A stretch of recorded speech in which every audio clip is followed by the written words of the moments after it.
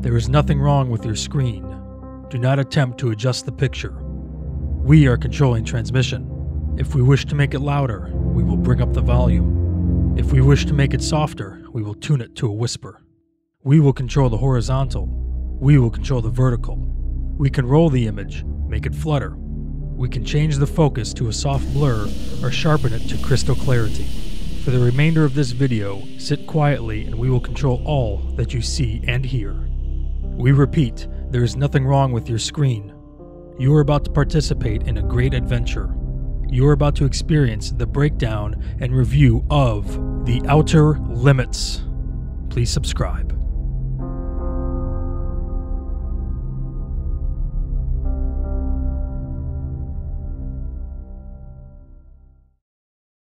What's up, guys? We are back.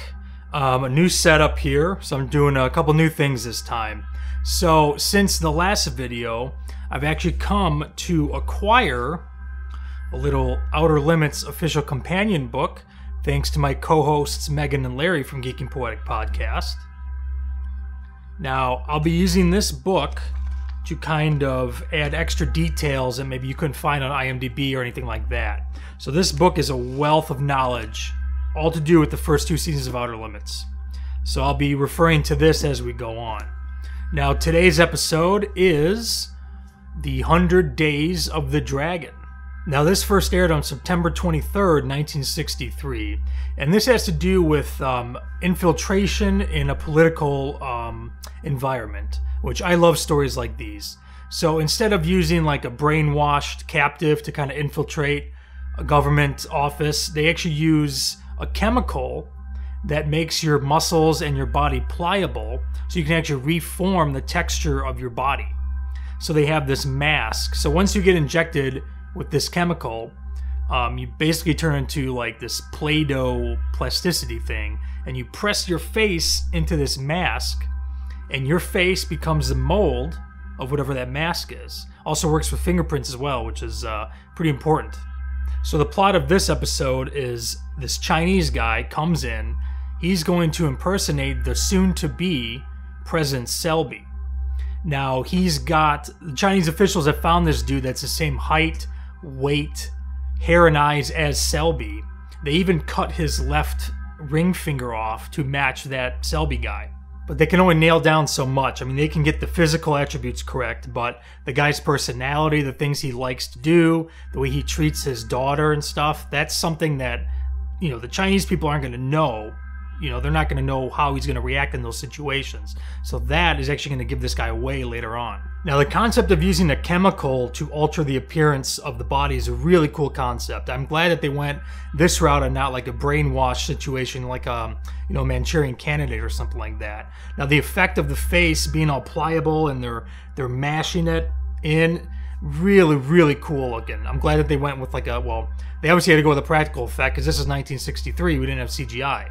Now, the thing to be careful about is you got to make sure your face is in order before this chemical wears off, because you don't want to be walking out your door with a face that looks like a fucked up, wrinkly pug dog man, So we get to this part where the body double goes to the hotel to assassinate Selby, and he's got everything he needs in this small little lunchbox looking thing, which doesn't look too sturdy, so I hope he actually carried that on the plane with him from China and didn't just, check it at the gate. Now, this dude just strolls right into this guy's hotel room. There's no security guards around. He's got no Secret Service or anything around him, which would never happen nowadays.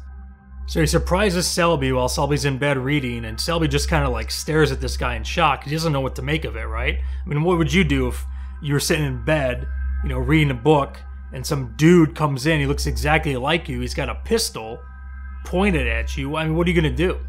What's funny is this guy just comes up, and he just pistol whips Selby right in the head and knocks him out. Now, that I think only happens in the movies, or in this case, 1960s science fiction TV shows.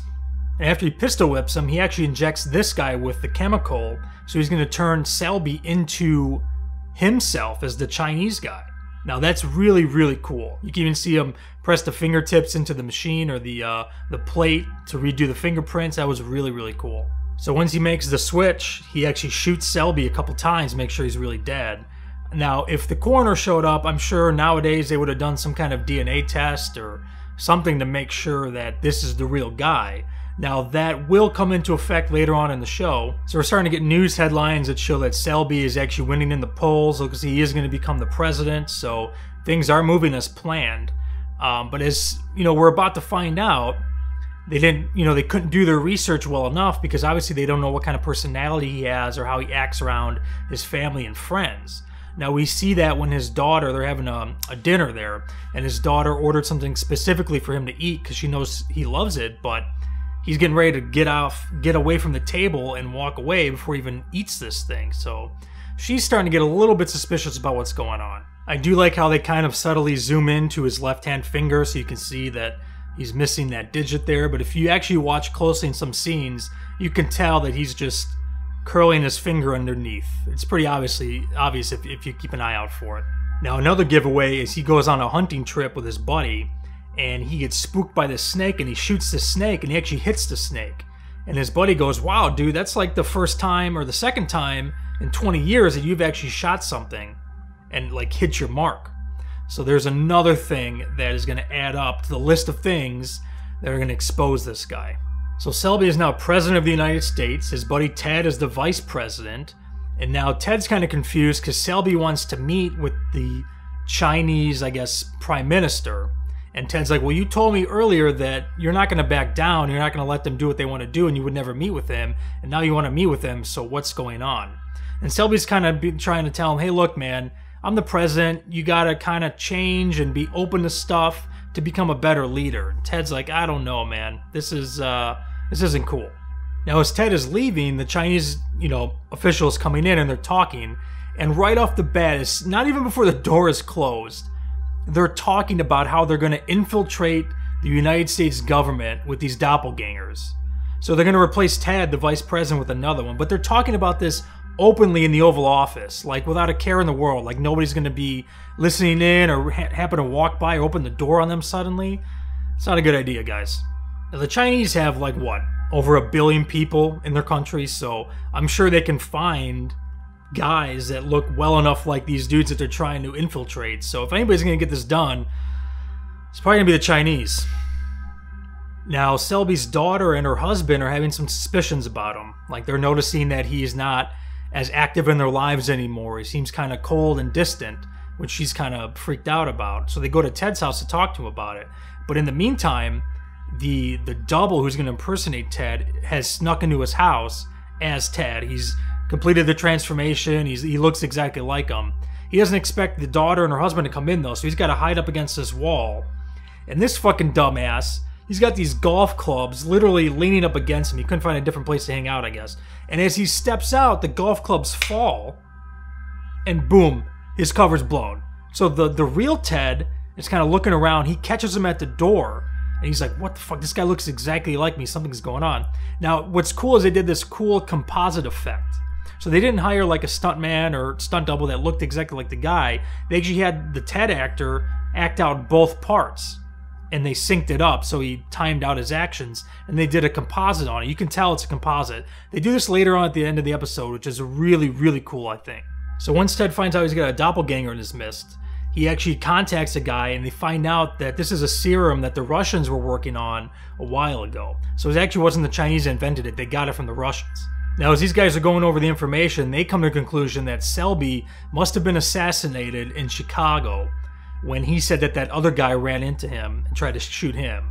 So they know the jig is up. So they want to get dental records on Selby's body to prove that it's the real guy. Now, what they don't know is his body has been cremated shortly after his death, which they didn't know about. So now there's no hope of finding the dental records. But they try to set up a dental appointment, but Selby gets a call from his assistant reminding him about it, and he tells her to cancel it right away. So he knows that something's probably going to come up soon here. Now we find out that there's another attempt to snag Ted and make a double of him. Now we cut to this party where Selby's at, and he's got a bunch of people there, and they're dancing. He asks his daughter to dance with them. She kind of reluctantly does it, and then she breaks away because she knows something's wrong, and this is probably not her real dad. Now as this is going on, Ted comes in, and he's got the briefcase with the chemicals and the faceplate and stuff. As he walks in, he sees Selby, and he nods at Selby. And Selby nods at him too, thinking that, hey, it's the Chinese doppelganger, right? But Ted walks in, he tells everybody, hey, listen, come over to the front door, I gotta tell you something. So everybody gathers around, and he exposes the fact that Selby is actually a double, and that they're trying to infiltrate the government. He says that he captured a guy that tried to take him, so they have this whole mess. Now everything's unfolding. Selby's about to shit his pants because he knows the jig is up. They're probably going to kill him or whatever they're going to do. Now as Ted is at the front door, they actually bring down the guy with his face, and they do another cool composite effect where it's the same actor acting both scenes and they just composite it. Really, really cool. Now Ted walks up to Selby, the fake Selby, and he injects him with the serum to expose what the scam is, and he starts rearranging his face like they did in the intro of the show. Now, they kind of carry Selby out, but they shoot him from the back, so you don't see his face, which I wish they actually showed him with the fucked up Play-Doh pug dog face. That would have been a way better ending than just showing him from the back kind of stumbling around. But it is what it is. And that is the 100 Days of the Dragon. Now, I really, really, really like this episode, guys. It's one of my favorites in the series. Now, I'm a huge fan of this espionage, infiltration thing that we see in these political type of thrillers, especially when they use, science and technology to kind of get the deal done. Not just like, we're going to find a guy, we're going to brainwash him, and then we're going to say a code word, and he's going to shoot the president or something like that. This is actually a much, much better concept. And we'll see more of these ideas in future episodes. Humans getting turned into alien creatures to kind of do infiltration and psychological warfare. It's very Cold War espionage-y, which is a huge backdrop for a majority of these Outer Limits episodes. So this is an episode that I find myself wanting to revisit a lot. I mean, it's one of my favorites by far in this first season. So what do you think of this episode? Did you like it? Let me know in the comments below. And if you have any recommendations for other TV show episodes or movies that deal with this kind of infiltration in a political, environment, let me know. I'd love to watch them. So thanks for watching, and I hope you enjoyed this review. If you did enjoy it, please like, comment, and subscribe. And let me know any feedback you have of this so far.